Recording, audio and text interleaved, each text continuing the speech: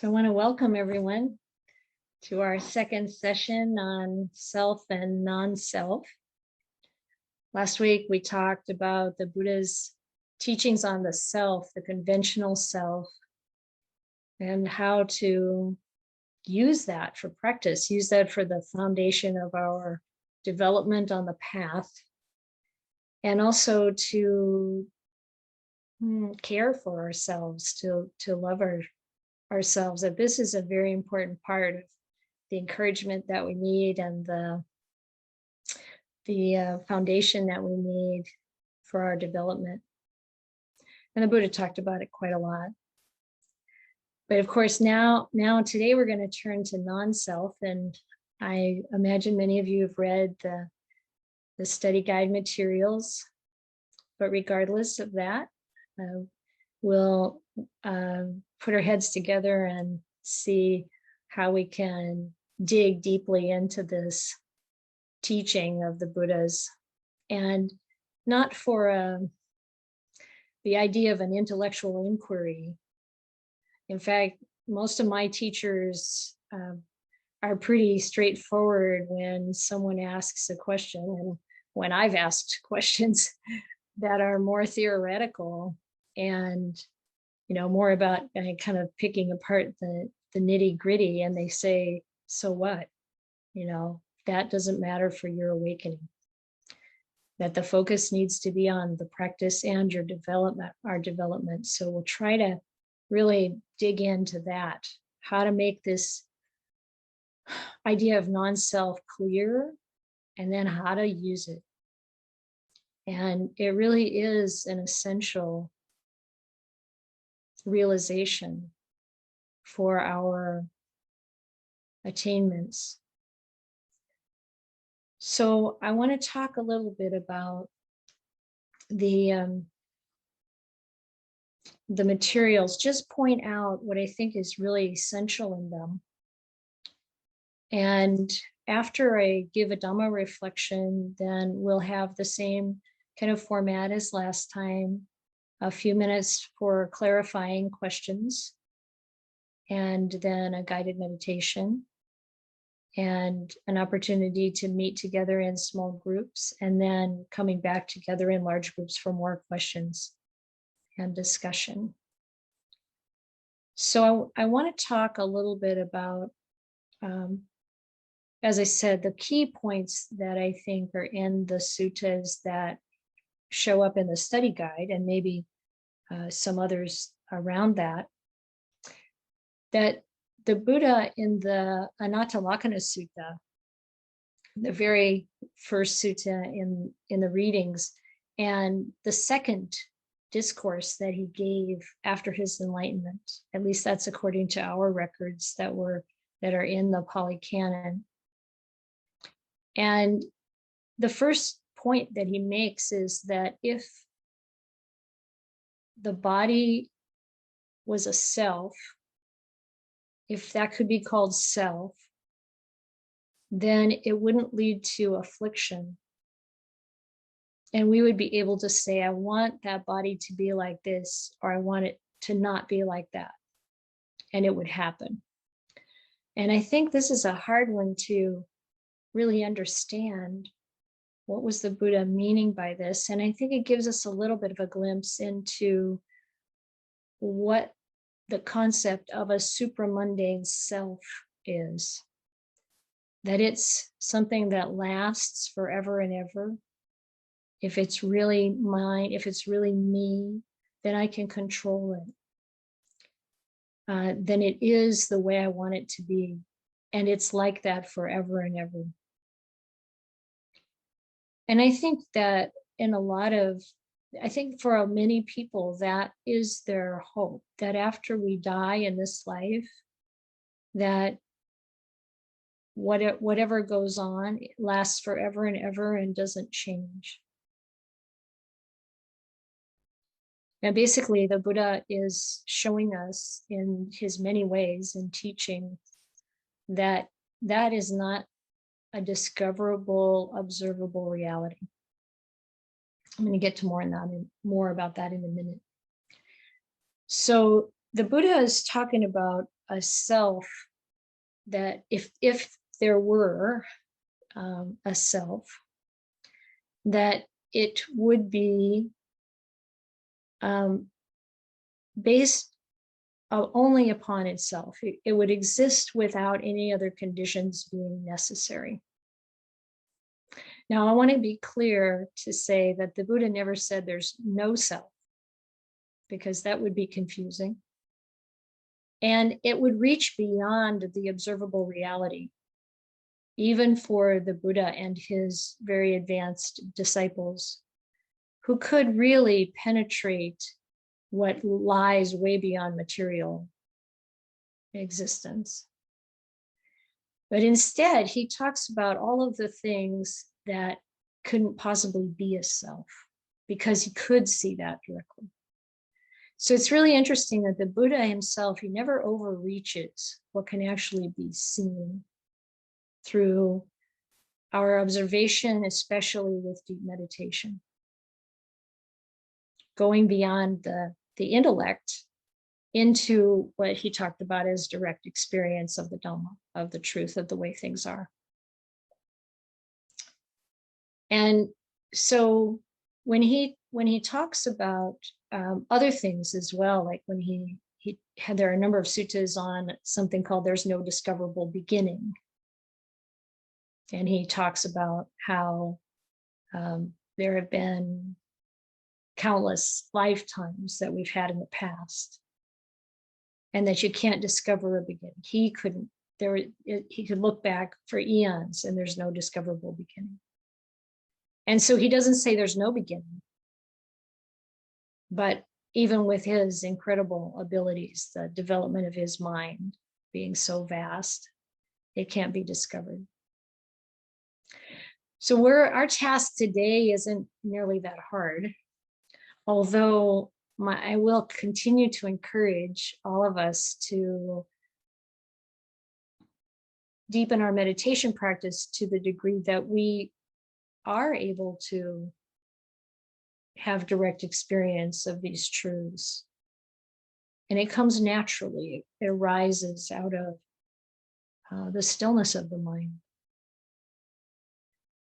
It's not a goal, but it is an inevitable development of our practice. So in this sutta, the Buddha, the classic kind of example of the Buddha going through this list of questions about the 5 aggregates, about material form or the body.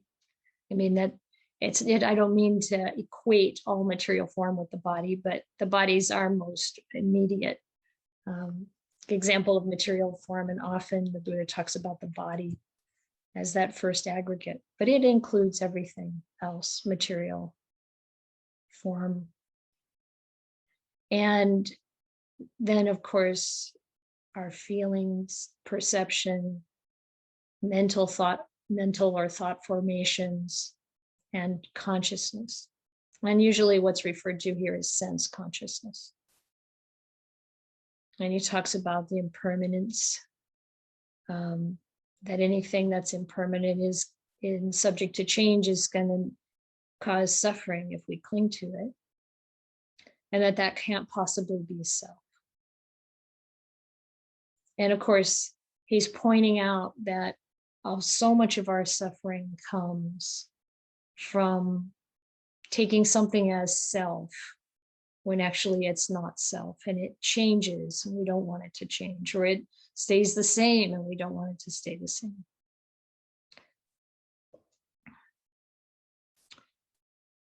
So the Buddha, I like this particular segment where he says, so you should truly see any kind of form at all, past, future, or present, internal or external, coarse or fine, inferior or superior, far or near, all form with right understanding.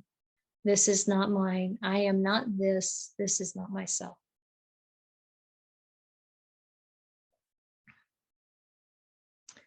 And then he talks about all of the other four aggregates as well in the same way,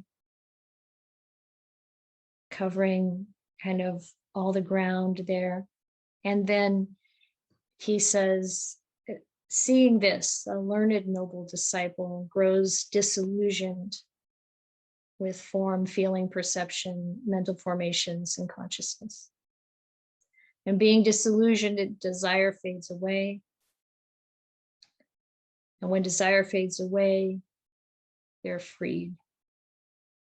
And when they're freed, they know they're freed. And I find that beautiful and inspiring and directly experienceable with examples that we can find in our daily life. And ultimately with everything, that freedom, which is the realization of nirvana. So I want to make a couple of points of the importance of the simile of the snake sutta, which if you read the original, the complete version, you'll know that it's got quite a lot in it. And the part that is really focused on non-self, in the first section, he talks about the standpoint for views. The ordinary person regards form, feeling, perception, and mental activity, whatever is seen, heard, thought, known, sought, and explored by the mind, like this. This is mine, I am this is myself. The self and the cosmos are one and the same. This is the piece he adds here in the simile of the snake. And after death, I will be permanent, everlasting, eternal, imperishable, and will last forever and ever. They also regard this idea, this reality as mine. I am this is myself. But the noble disciple does not regard these things in this way. And they are not anxious about what happens with regard to this that doesn't really last forever. So then he starts talking about what we get anxious about things that don't exist internally or externally, and how the noble disciple doesn't get anxious about those things because they know they don't exist internally or externally. Things like what I may have had and I didn't, what I had and I no longer have, or what I might get and don't get, that these are the kinds of things that are, we think we deserve, or we think are mine or should be mine or were mine, and we don't, without the penetration or the investigation of that, whether that really was mine in the first place, we can really suffer. So the Buddha is pointing that out.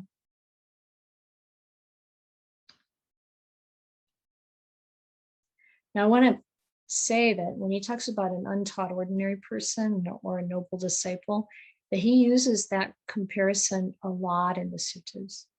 And it's really kind of inspiring, I think, and encouraging to look at the behavior and the views of a noble disciple, because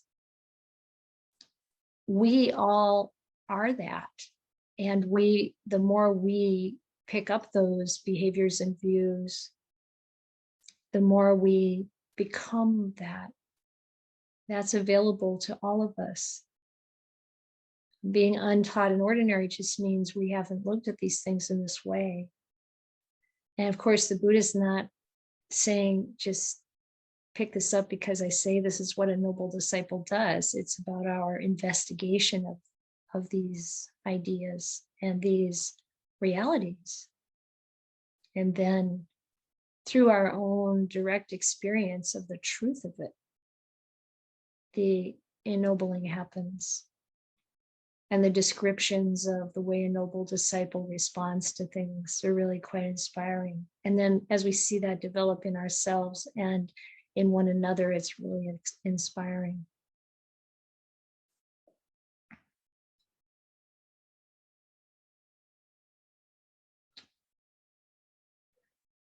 So there's a passage in this sutta where he says it would make sense to be possessive of something that is impermanent, everlasting, eternal, imperishable, and will last forever and ever. It would make sense to want to have that and to hold on to it. But he asks the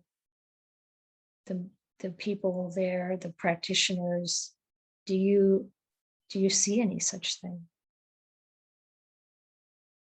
And they say no. And he said, I don't either. Now this is where deep investigation is helpful.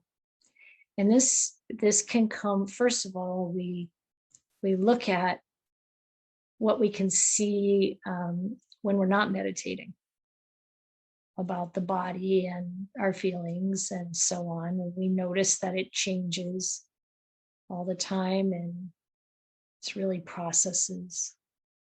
But then in deep meditation, it goes further, and it's not through an intellectual exercise, it's through letting go. Holding the question in the mind, can I find anything that's permanent, lasting forever and ever, unchanging? And there comes a time when the mind goes out with that question and finds that there is no such thing.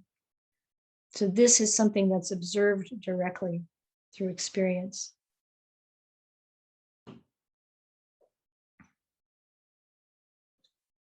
And then he talks the same way about a doctrine of self. And he says the same thing about of any view.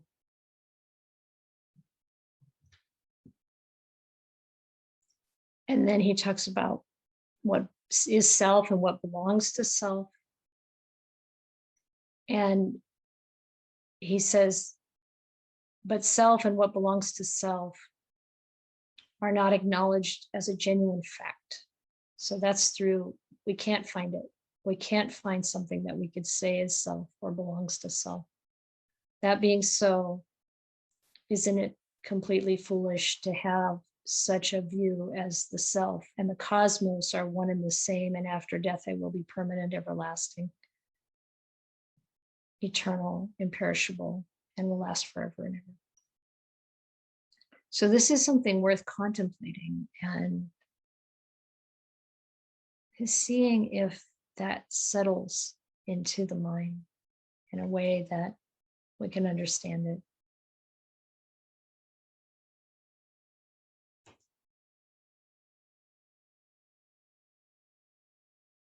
And I expect there'll be questions, but before we get to them, I want to share another sutta just briefly.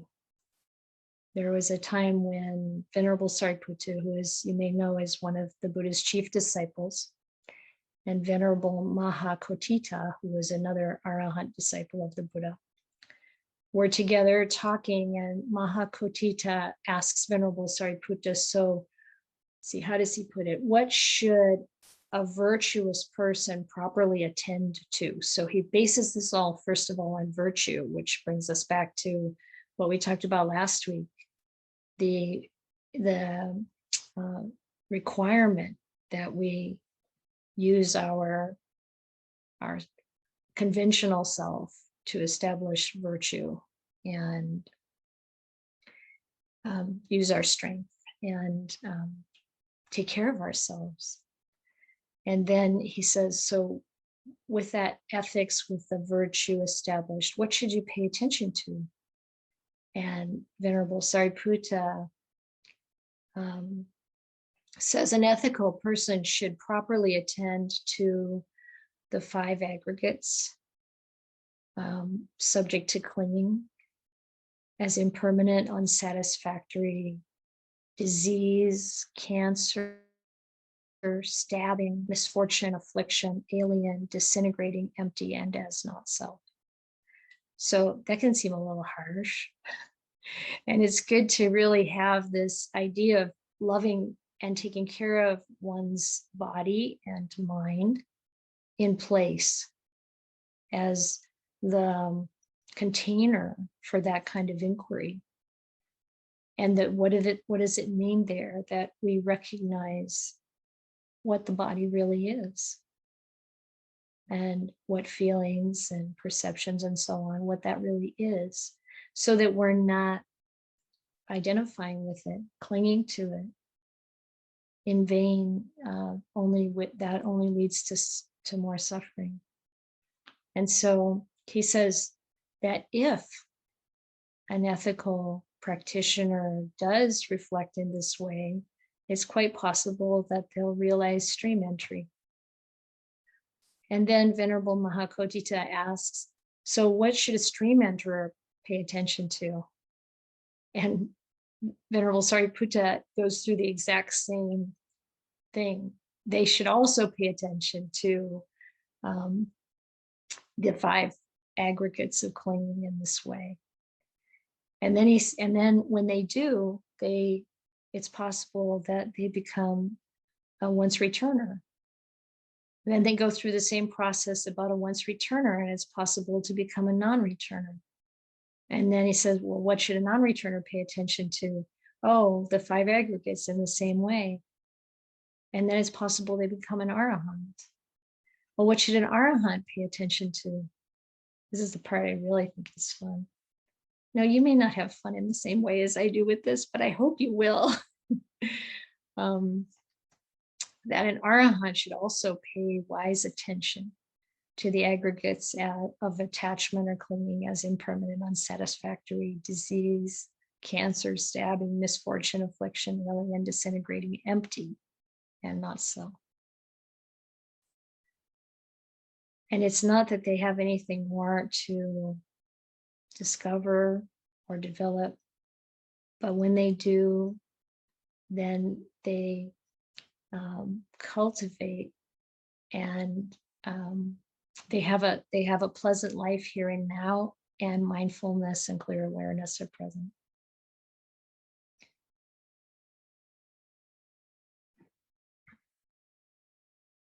So I'm curious if you have any questions at this point. And if you do, we'll try to keep them concise. But if you would like to write them in the chat, Sarah will present them, and we'll take some time with this, so a few minutes. You can raise your hand with the hand raise function, so we know you're there, and you can write into the chat. Yes, Phil? Thanks very much. I totally understand how the conventional self is conditioned and is not permanent, pure, or perfect. I wondered if you could explain to me, if one becomes enlightened or the Buddha, is there an unconditioned, permanent, pure, perfect self in that circumstance? The Buddha says that's not a self either. He said there's no self in any conditioned things. Or he says that all conditioned things are impermanent, and there's no self in any conditioned or unconditioned things. So what arahants still alive today say about this is that the reality goes beyond self and non-self. So self implies there's this me, an identity of me, and that falls away. But if we can, that's great. But just to ask that a little bit more, if we don't call it a self, is the Buddha permanent, pure, and perfect? Permanent, pure, and perfect.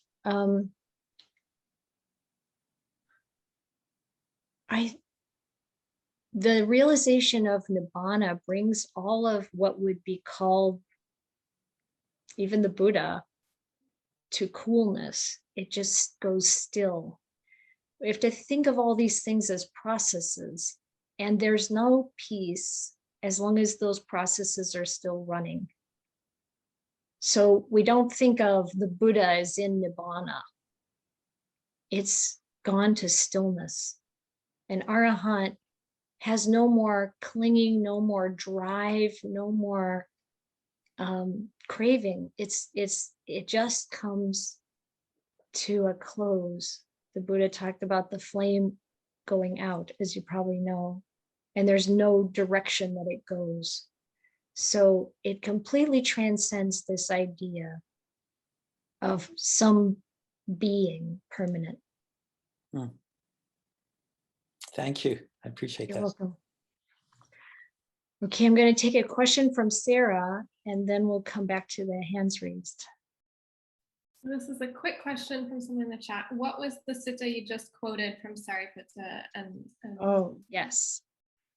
I will give that to you. That is in the Samyutta Nikaya 22.122. So in the Book of the Aggregates, 122. And it's one of Ajahn Pasano's favorites, in case you want to know, in case anyone cares. Okay, Jerry?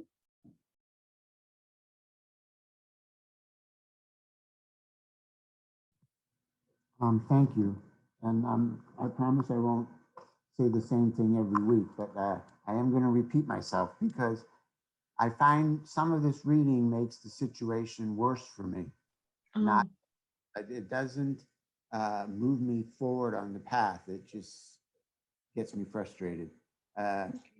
But as I said last week, you may not remember, is that I had a recent class through the same center, and the teacher suggested that the self, as the Buddha talked about it, was the self as defined in that culture in India. Mm. And you I'm probably wrong, but you seem to have dismissed that. But now this reading, which I found the reading very fascinating. The simile of the snake is really a great sutta on all the different elements. But this definition, if I can find it now, I'm probably not, you read it already, that it's the self and the self is the world after death, I shall be permanent. These are not ever my thoughts on a self when I used to believe there was a self. You know, I'm unsure of how to define it, but I never defined it according to it being everlasting and never dying. It's not, it's never part of my definition. So if this is the self of Buddhism, then yeah, I'm with it. Yeah, because I never believed in that anyways. So that's one thing. You know, that But do you believe in a self that gets annihilated? That ends? In the Dharma, and I believe in nature, and that I do believe mostly, even Western psychology would say, that much of the self is a cognitive creation picked up by how other people react to us. So that to that extent, no.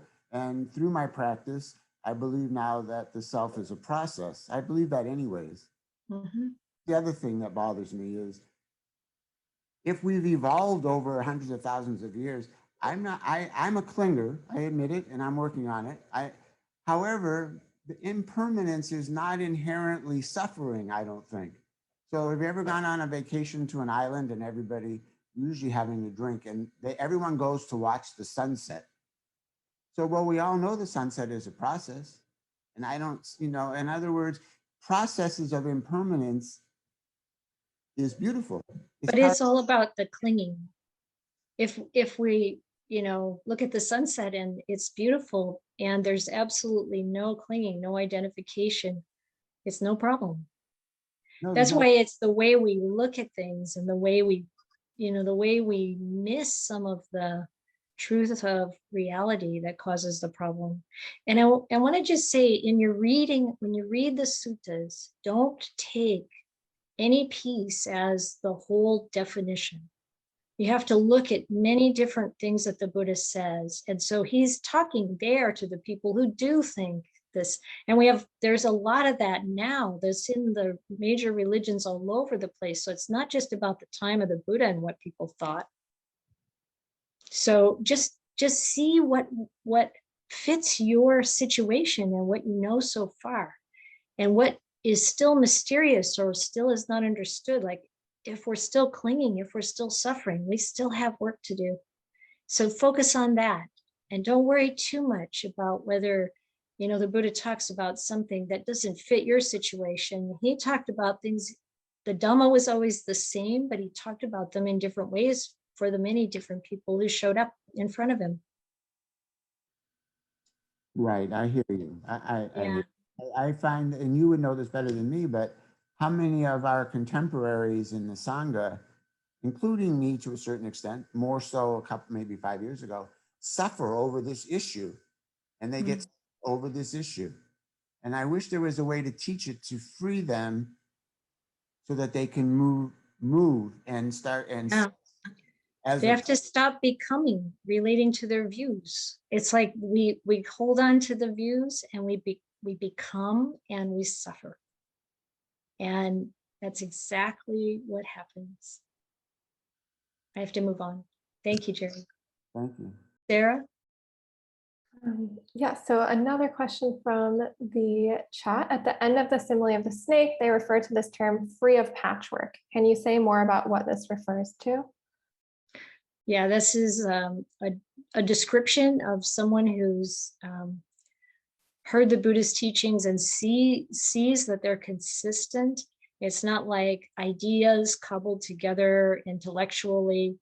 It's through observation of the whole system of the way things work. And so it's free of patchwork in that way. It doesn't have just kind of like, oh, there's this and then there's that. And once you start to take in the whole of the teaching, you really see it's seamless. Thank you. Cynthia? Ayya, thank you. Let me see if I can say what I need to say. So I'm trying to bring this down to, you talked about how to make this useful in our lives. And I have no argument with anything in the suttas. I mean, I understand that things are impermanent and blah, blah. And yet, like I've experienced a lot of loss in my life in the last few years. And it's hard. And is that just, so I'm trying to figure out how to apply that. I mean, is that deep sense of loss and grief, is that just because I really wasn't understanding it, that these things that I lost never really belonged to me in the first place? It's like the shock of it or something like that. And does it just a matter of continuing to practice till that understanding becomes more natural and solid? I mean, is that Yes, Cynthia, I think you've got it. And it's really through realization, through insight, that other shoe drops. Okay, so we do everything we can to take it in intellectually, reflect on it over and over and over again with everything that comes across our path. And then like when we are worrying about someone, we know that we're clinging, we know we're identifying. How can we step back and feel the cessation of that suffering to some degree? And then we just keep doing that process, but we also keep meditating and letting the mind go still. And when we do, then because of all that groundwork, there comes a time when the realization of it hits. And that's where it goes in deep. And then, we don't get taken by surprise so much anymore.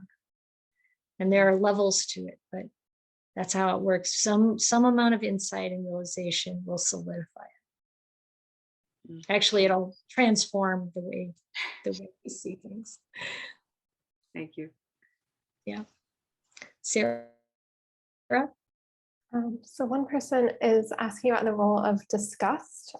This is when I read this sutta, there's an assumption that if we contemplate the skandhas, we will feel disgust, and that it's even necessary to cultivate some disgust, perhaps in order to free ourselves of clinging to the self. Yeah, like what is the role of disgust in the process of awakening? Yeah. Yes, disgust is sometimes a wholesome thing to have, especially if we're disgusted by unwholesome behavior, our own or anyone else's. Disgust is also one of the ways of translating Pali that you could use other words for. You could use disillusionment or let's see, it's like there's nibbida, which is being disenchanted or disillusioned, and then viraga is maybe the disgust, and it can be translated in other ways where it's not quite so negative, where you really have dispassion. So it's like the passion goes away, the desire for it goes away. Sometimes we think of disgust as having an emotional component that is really aversive, and that's not what the intention is there. It's more like, yeah, sometimes I say it's like the kind of disgust you have for rotten food.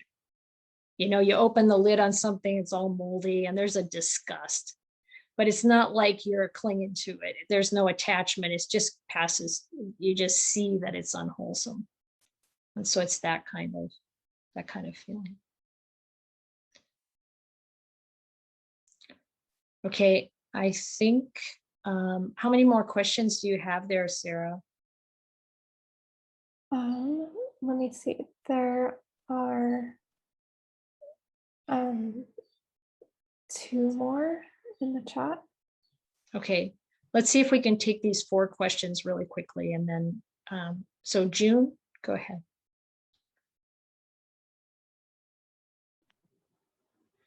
So the Pali word upadana, my Mhm. understanding of it is it means both clinging and selfing, and that clinging is in fact selfing.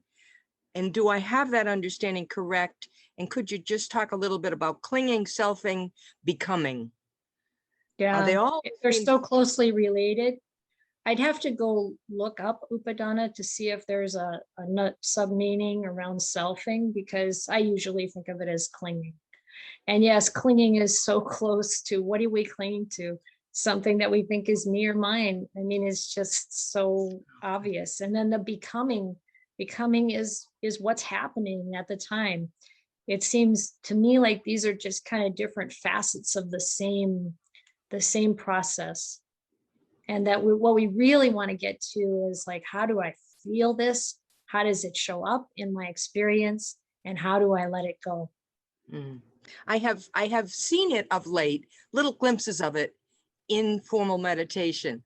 I could, see it That's happening. great. It's happening. That's I could awesome, feel June. it becoming. I'm moving on. Thank you. Yeah. Sarah? Okay, so Andrew Linsky writes in short that it's not that the self craves, but that craving is what creates the sense of self. Any sort of reflections or nuances on that? Yeah, some of these things, I think we should look at whether or not it matters to know like what comes first or how it comes about. It's only important if that provides you a way to let it go.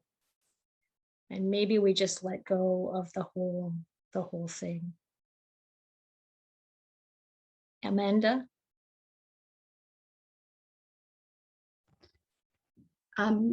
In my contemplation of this recently, had some experiences of depression come back for me that hadn't been around for a long time. So it feels like this very extreme version, very heavy extreme version of self coming in,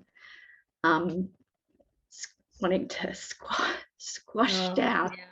Yeah. And what you're saying, like I've got tears now because what you're saying and what my teachers have been saying to me is just be with this. And this thing you're saying about disgust, like so when you could see, if I could just really be with, there's no need for this anymore. But the experience is that I cling on to this thing. I cling on to this thing that causes such pain. And it's very confusing. Yeah. I should cling something so painful. Amanda, the approach that I would take is to bring in more of the love, more of the loving kindness, more of the reflection on the good that you're doing. And so we need to keep a balance in the mind, and we actually need to keep the mind pretty happy. And it's fundamental. And so when it starts to turn dark, that's not the Buddha's intention. He wants us to feel that joy, that loving kindness, really use the Brahma Viharas a lot. Talk to people if that's helpful about what you're experiencing. And I'm not talking about shoving our experience under the rug, because we do need to be present with what we feel and work with it in a way that we can let go. But I think really, really noticing the need for that balance, and do what you can to lift up the mind. And then just very gently remind your mind when it's suffering and clinging to something that it's okay to let go. And, take it gently. Does that help? Yeah. Okay. You're welcome. I think there's one more question from the chat. I miscounted there. Yeah, all set. Okay. Thank you. Thank you all for your questions. So we're going to have some meditation now.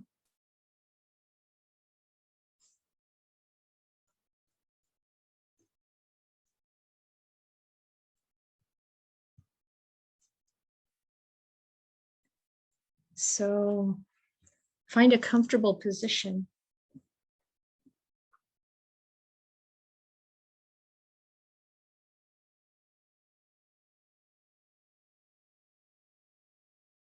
And we want the spine to be straight.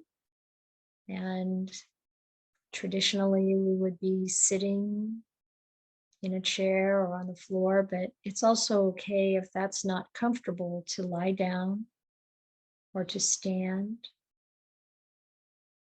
And the main thing about the posture is that you don't have to work hard to hold yourself still or hold yourself straight. So if you're lying down or standing, bending the knees is good so that the spine can flatten.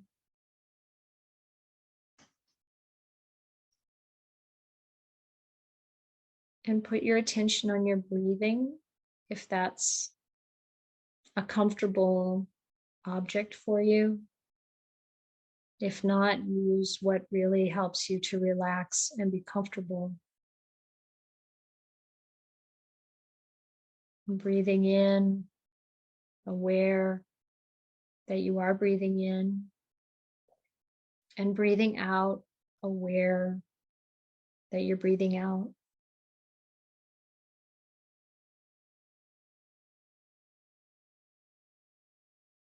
And establishing in that awareness of your breath, establishing mindfulness. But at the same time, we want to also establish loving kindness and wisdom. We want wisdom, whether we think of it as the Pali word panya or the Pali sampajanya, clear comprehension. We want to use that wisdom to know what's actually helpful for the mind and what isn't. We also want to use loving kindness to really help us come to our meditation with balance, with a mental attitude that makes it easier to feel joy and contentment and stillness.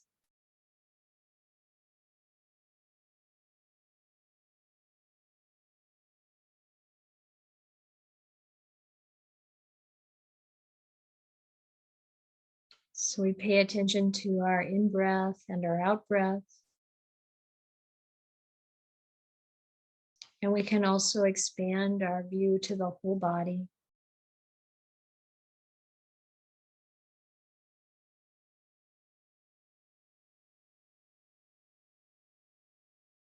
And with a sense of appreciation of this body, we're going to bring attention to particular systems within it. And we can start with the parts that we see: the skin, the hair, the nails.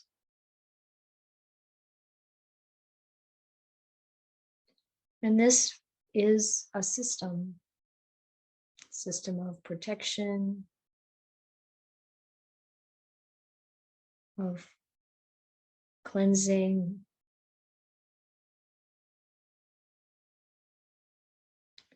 Sweat is included in this system. Some of you might be experiencing that more lately than you're used to. And this is one of the many indications that the conditions of this system continually change.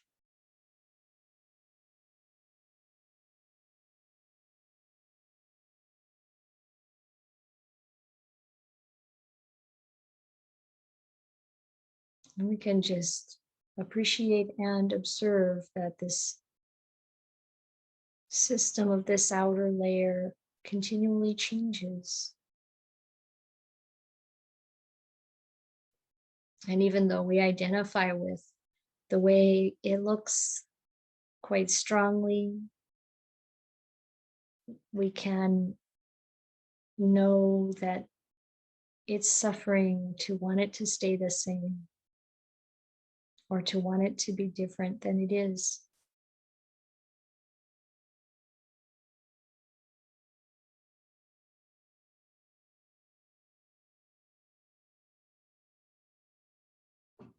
Then let's bring our attention to the circulatory system, the heart, all the blood vessels.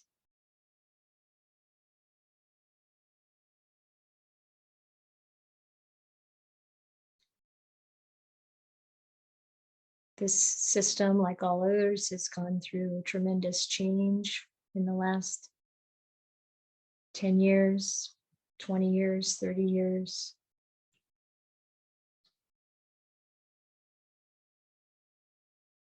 Can we accept the way it is right now and the knowledge that it will continue to change?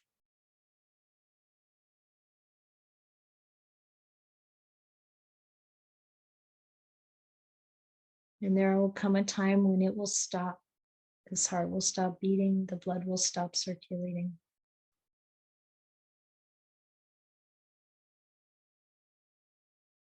And if we're clear about this body as a process, we won't suffer for that.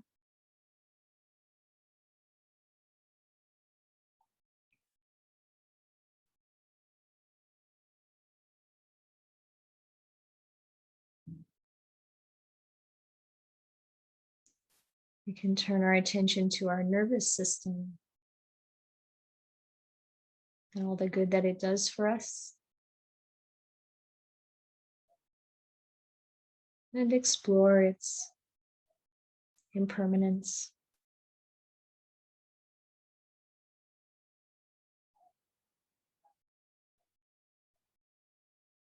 The dukkha that comes if we want it to remain the same, if we identify with it.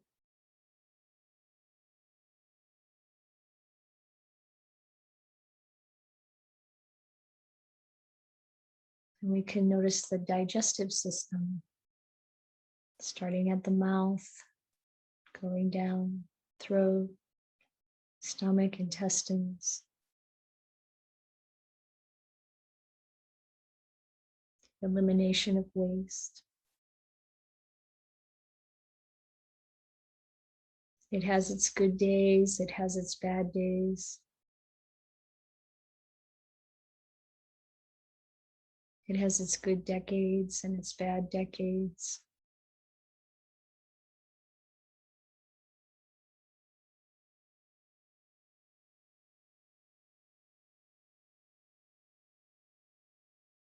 And then there's the muscular system.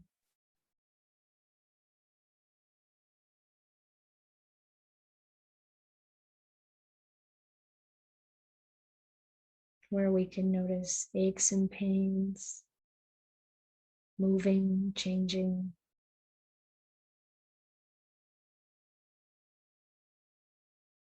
Very different from what it was 10 years ago, perhaps, or 2 years ago.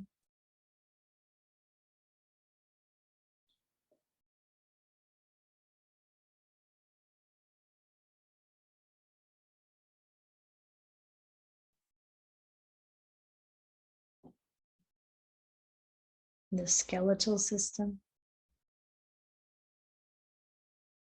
the growing of bone, the decreasing of bone, the breaking of bone, the mending of bone.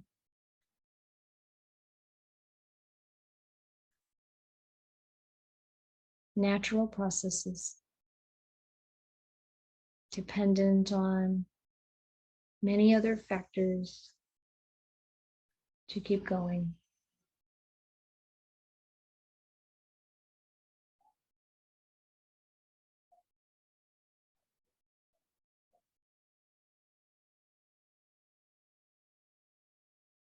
And all the other systems of the body, endocrine, reproductive, elimination, urinary, all processes operating.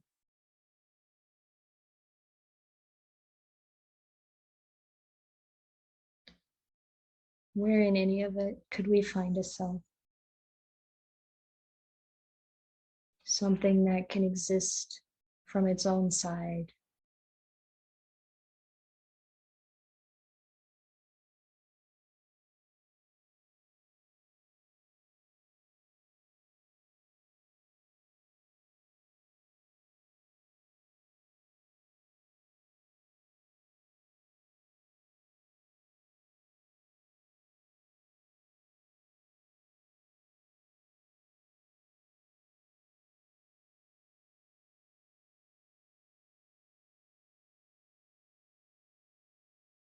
And if we go to the mental factors like feeling,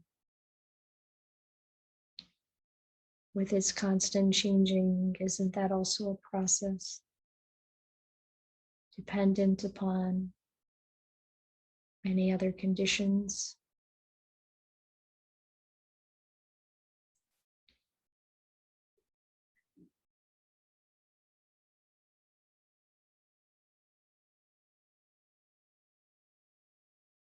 Now, if this becomes too much like a thought process, we can become more calm and still by bringing our attention back to our breathing.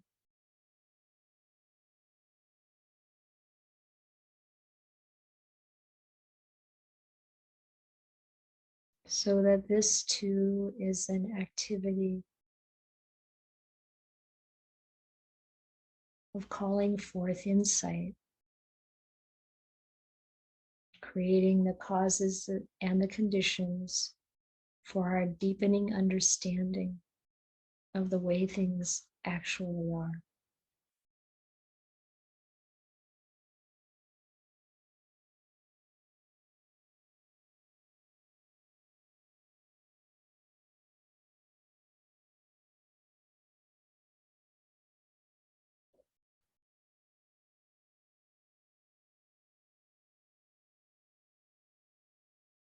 The process of perception. perceptions of others, perceptions of self.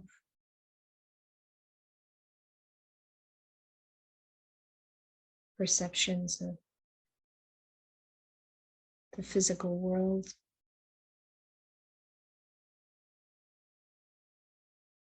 Process.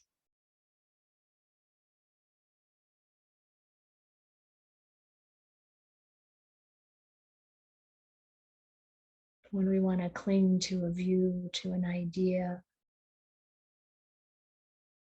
we suffer.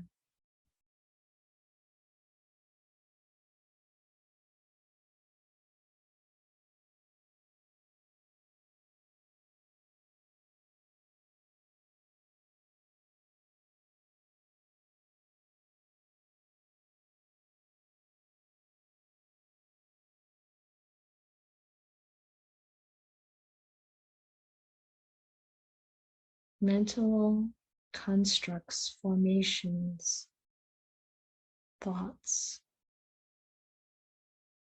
those things we choose to ponder.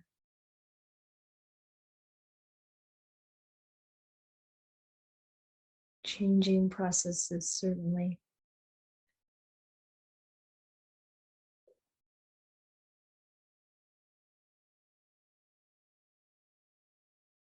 Worthy of being called mine.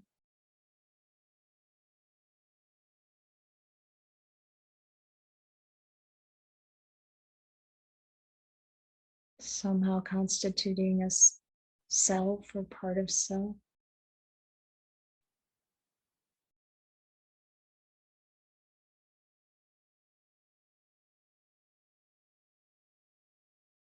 We can appreciate the activity of the mind. We can be grateful for it. Feed the process good material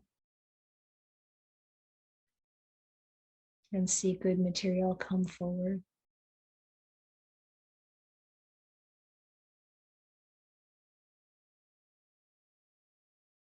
But without clinging, then there's no suffering. Without self-identification,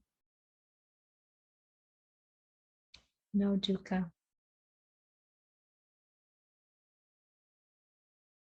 Not over the past, the present, or the future.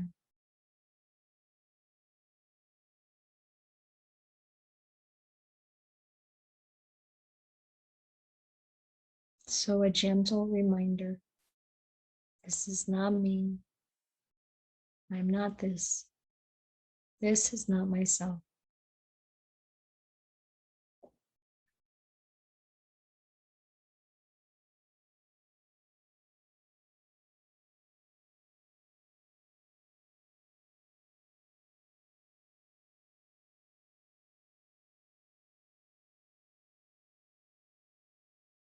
And consciousness,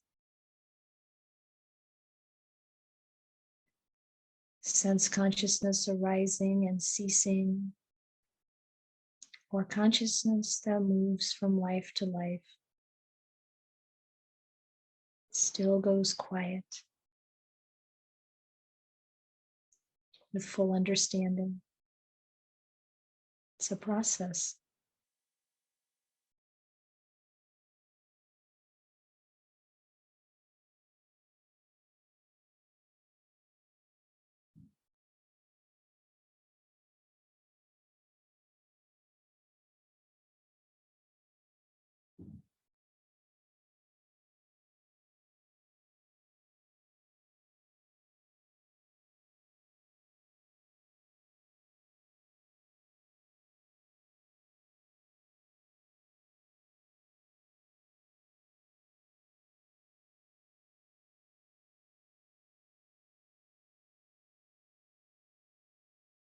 We'll see what you can do to let go of thinking and settle into stillness until the sound of the bell.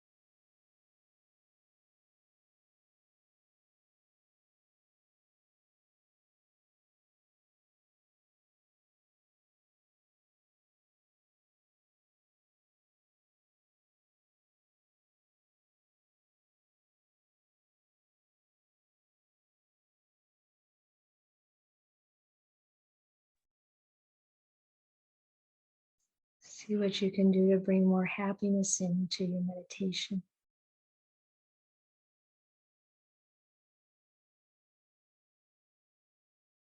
Letting go in a way that supports joy arising.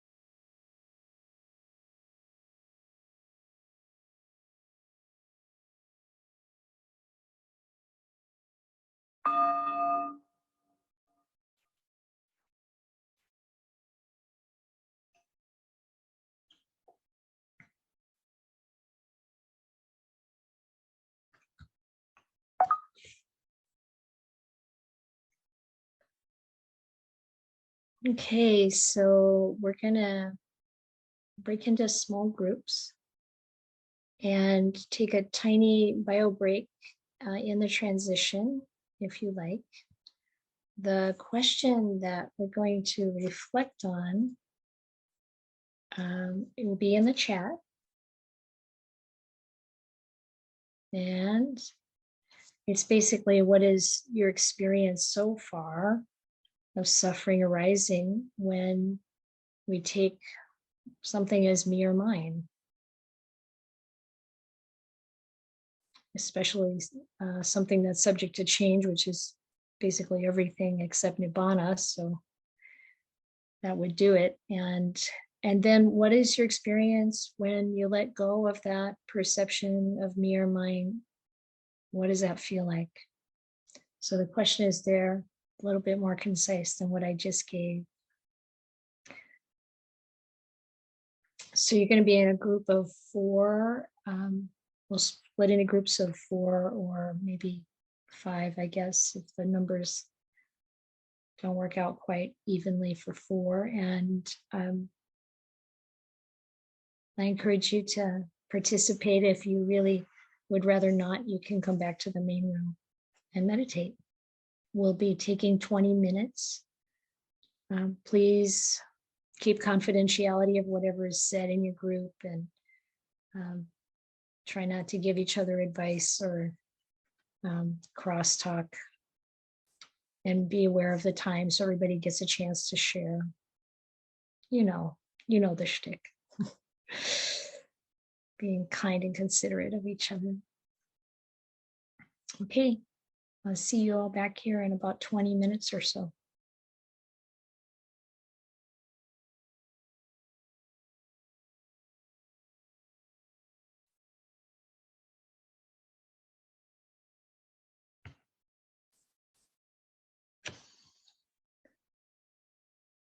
So now we have some time for Q&A. And I want you to know that it's fine if you want to let us know if you would like for whatever you say, your question, to not be recorded or not included in the recording. Don't feel the least bit self-conscious about that. We can edit it out.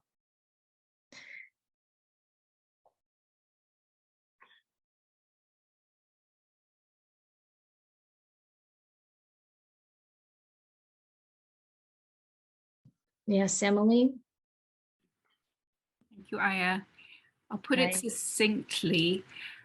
Could you explain the relationship between compassion and dispassion? Well, I think there is a bit of a relationship in that when we have dispassion, we have more compassion, because we're not attached. The self isn't involved. And it seems counterintuitive, actually, but I find that the more that the self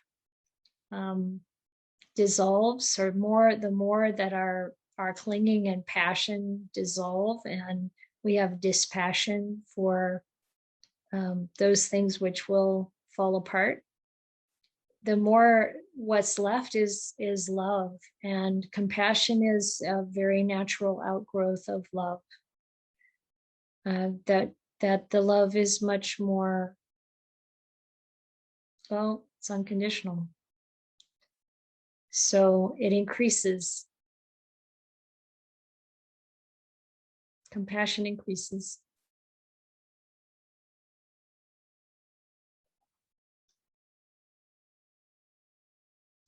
Sarah, are there any questions in the chat as yet?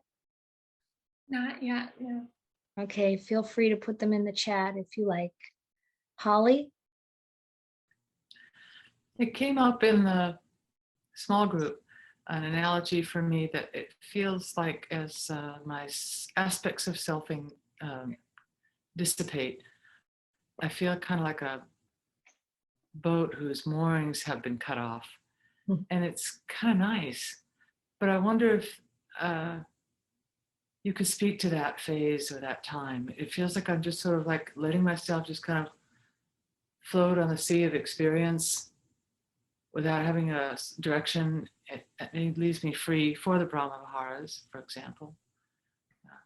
Anyway, I wonder if you could if anything arises, other analogies that are like that, perhaps, that would be really nice. Thank you. Yeah, I don't know if I have analogies, but I think it's really important to recognize that as we let go of clinging to all things in the world, we need to strengthen our reliance on the Dhamma and the Buddha and the enlightened Sangha. So if we feel adrift and it's pleasant and freeing, that's one thing. But if we feel adrift as if we don't have grounding or support, then come back to really focusing on Dhamma and really focusing on the refuge, the true refuges. And as we're traveling to the final result of the path, and we're constantly trading up. If it feels like we're letting go of something and somehow it's diminishing, then we need to turn our attention to that which gives us greater support and stability, and the Brahma Vihara's love. I think that is what you're doing. It does feel like trading up. Yeah. Yeah, it feels like that's a good analogy, trading up. Yeah. That's what renunciation is. It's a process of trading up, continual trading up. And you can really feel it when you feel joy in letting go of things. Jesse? Thank you, Ayya, and thanks for indulging me on another question from last time. But I wrote in the chat the question, the quote from Andrew Olensky. If I could just elaborate slightly, it's not just an academic question, but when I first came to the Dhamma, I learned about non-self, and I found myself trying to prove non-self. Look for my non-self, especially in the 5 aggregates, and examining them and say, oh, well, look at that, but that's not myself. And I found it was kind of a rabbit hole, and I've heard of other people having similar experiences. So and Olensky, and he's not the only one, but kind of just saying, well, it's craving and clinging that create a sense of self, led me to say, well, if I just focus on that and reducing craving and clinging and aversion, then, over time, maybe I'll lose interest in whether I have a self or not, that it'll become kind of beside the point. Mm-hmm. And I was wondering if you, have any thoughts on that, that there's a risk in the doctrine of non-self and kind of getting lost in the philosophy and trying to prove a negative. I think what I'm hearing is that it's made too much into an intellectual process and not enough into an experiential process. So if we're seeking some answer that then we can solidify as our view, that's not really the process that we want to use, because it's another side of selfing, becoming. And so it's like that examination of first of all, it's not so much an intellectual inquiry as it is a contemplative inquiry. It's important to really know the difference. And so one can really reflect on everything that comes along and really look at it and see its nature without going down a rabbit hole. It's when we get caught up in thinking that I think we get confused, and it leads to a lot of confusion and doubt. Whereas, so it's not at all about proving there's a not self. It's about looking at reality and seeing that this can't be a self. And then when that deepens, when that really hits with realization, there's a lot of joy. And you don't forget. You don't forget when it happened. You don't forget where you were when it happened. And you can't go back to not knowing it. And that's way different from an intellectual inquiry.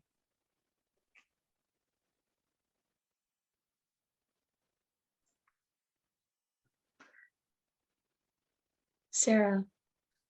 One question from the chat. Could you outline some concrete practices for working with the ingrained conviction that something is me or mine? For example, narrativizing that a negative experience will last forever. Narrativizing that a negative experience will last forever?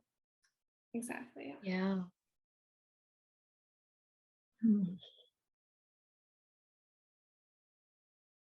Yeah, I think the practice that the practice that I would recommend is, like, first of all, really strengthening your mindfulness, that you're really observing. So mindfulness isn't just about being aware of what's happening. It's also about really being a little bit distant from what's happening. You know, you're watching it. You're watching this mental state. You're observing this mental state. You're not in this mental state. Whatever this negative experience is, you're stepping back from it. It doesn't fill the whole screen of your awareness. There's space around it. And when we're staying, then we can be present with all the feeling that arises around it. We can be present with the thoughts that rise around it. And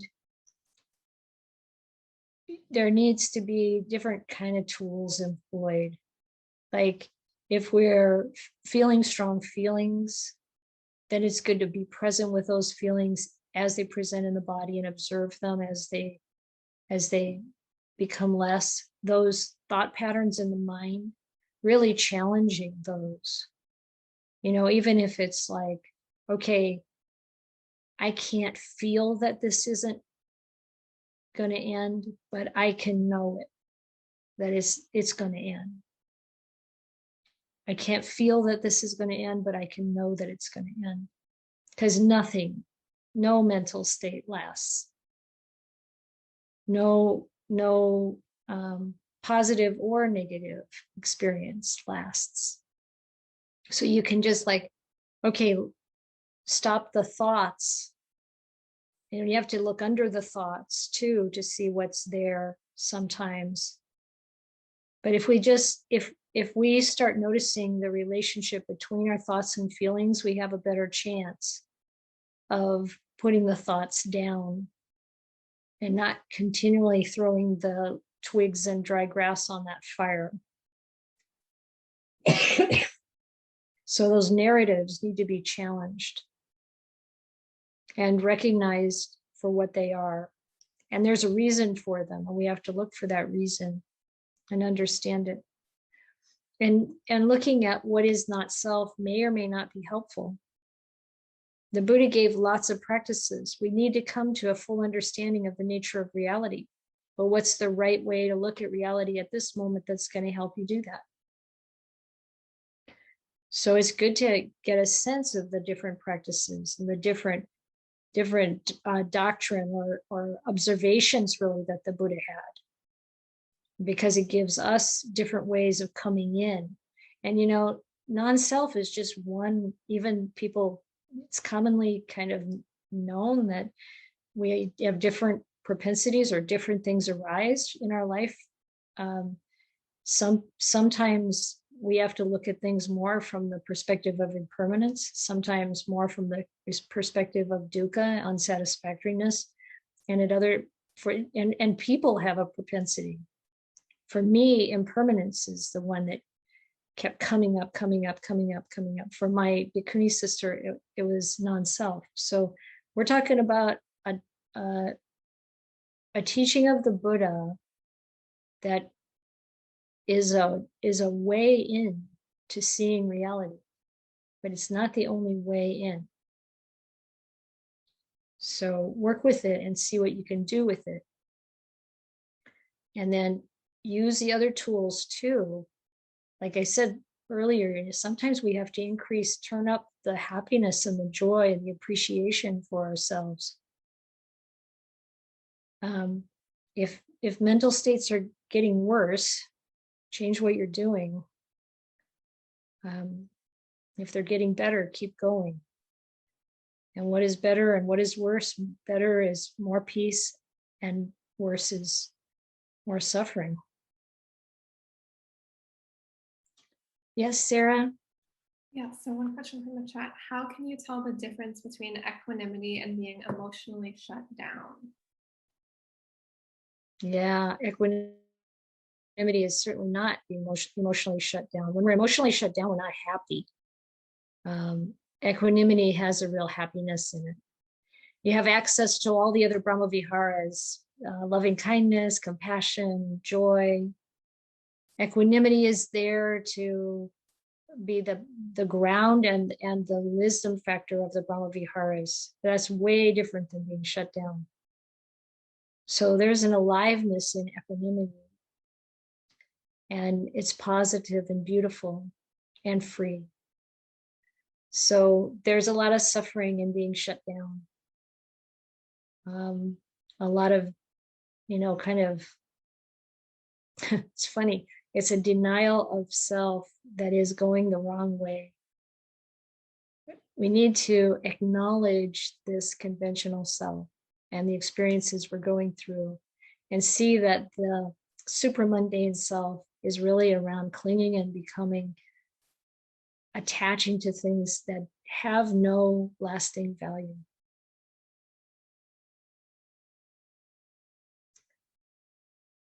Barbara?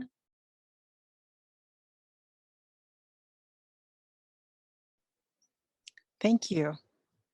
I've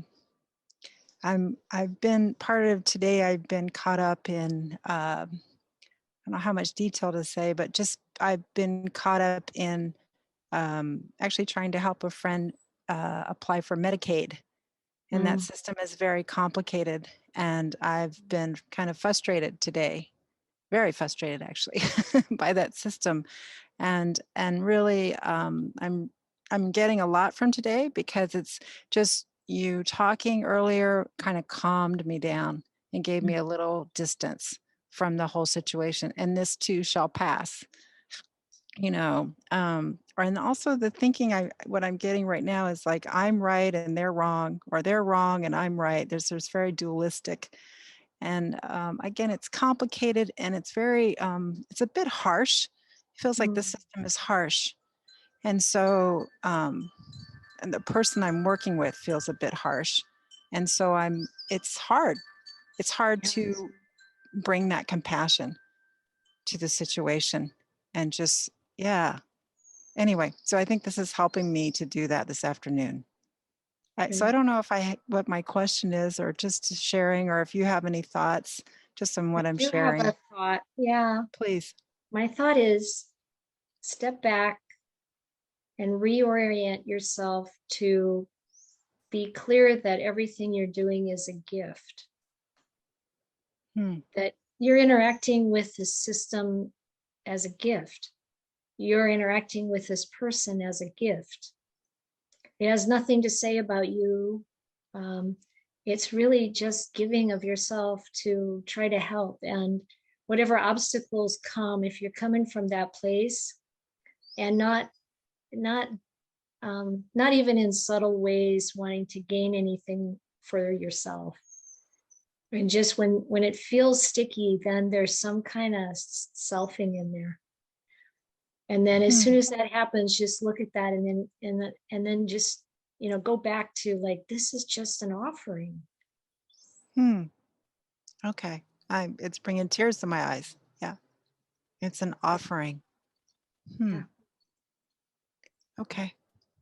Thank you. You're welcome.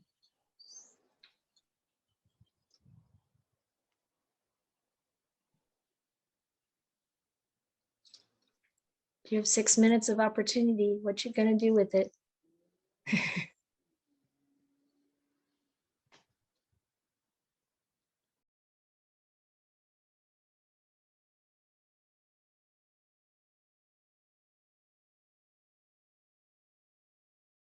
Marianne.